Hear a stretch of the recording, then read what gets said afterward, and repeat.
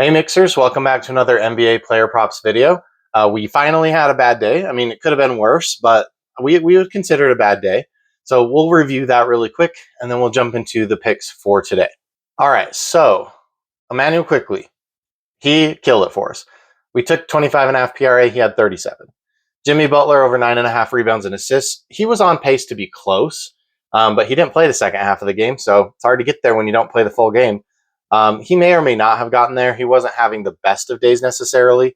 So, yeah, I don't know if it would have happened or not. So I'm not going to blame it on anything but me making a bad call. Dennis Schroeder over 7.5 RA. That was the worst call of the day. He had 3, and his entire stat line was 0 points, 0 rebounds, 3 assists, and 3 turnovers. That was his entire stat line. So that was terrible. He had a horrible game. Also, Russell Westbrook has been playing a bigger and bigger role on this team as the facilitator. So I think they're actually going to kind of flip-flop like which games they are. It's going to be tough to call them in the future, so I'm going to be careful about that. The lean Cedric Coward over 1.5 3-pointers made. He shot over 5, so he should have at least hit one of those, but no. Isaiah Collier had a great day, over 13.5 PRAs. And then Jonas Valanciunas over 4.5 points. He had 10. So he did go over his normal line, 7.5, I think it was. You could have played that, but I cashed the alt line. I got a little bit lucky. I put these 3 together with Cedric Coward. So I put the 4 of them together in one hit, in one bet. That obviously did not hit. And then I put Jimmy Butler with Schroeder in a 2-man, Jimmy Butler with Coward in a 2-man. So those both didn't hit. But then I had Quickly with Collier and Quickly with Valanciunas. So I didn't have such a bad day. Then I also had a couple side bets with the tacos, obviously, and the other promos. Wasn't terrible, but all in all, it was a bad day.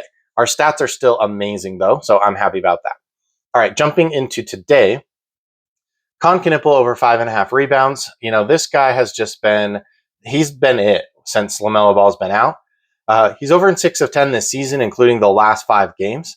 Now, at the beginning of the season, Ryan Kalkbrenner was more the rebounder. Now, Con Knipple is kind of rebounding quite a lot. So I'm going to take it. It's a good matchup. I mean, someone on the Hornets needs to get some rebounds. Giannis may or may not play. If Giannis doesn't play, obviously we're going to be looking at Ryan Rollins, and also Con Knipple should get a bunch of rebounds. So, yeah, it's bumped to 6 in a lot of places. You can still get it at 5.5 on Underdog for a reduced payout.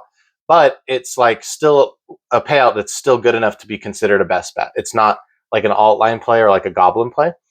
But it might be, by the end of the day, by tip off. So I'll take the 5.5. I think you could take 6. That's fine. Play for the push if you want to do that as well.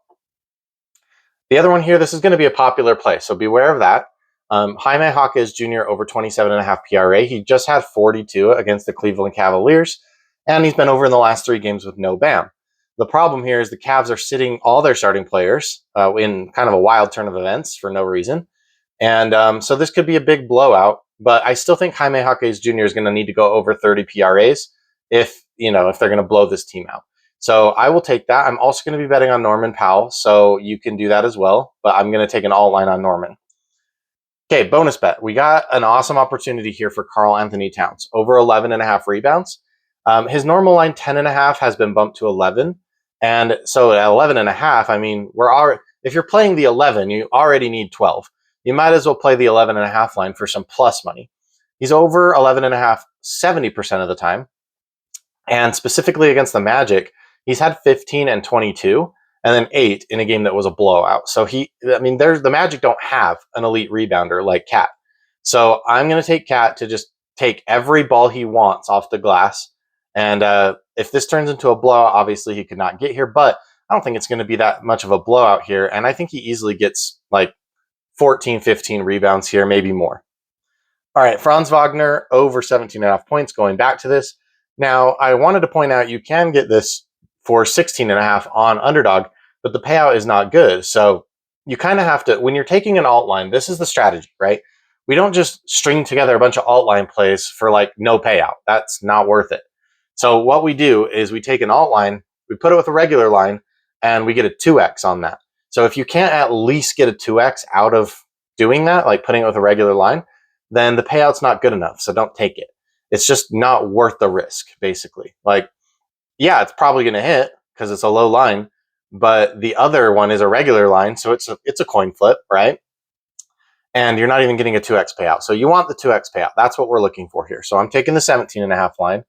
And then Norman Powell's on the same line, 17.5. He's only missed once this season.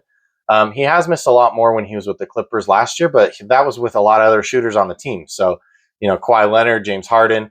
Right now, he's the only guy. He's the guy. He's the main guy on the team. So I'll take him over 17.5 points to get it done in what could be a blowout against the Cavaliers, where he just had 33. All right, Amen Thompson, this is going to be a blowout for sure. I mean, I don't see them keeping it close here.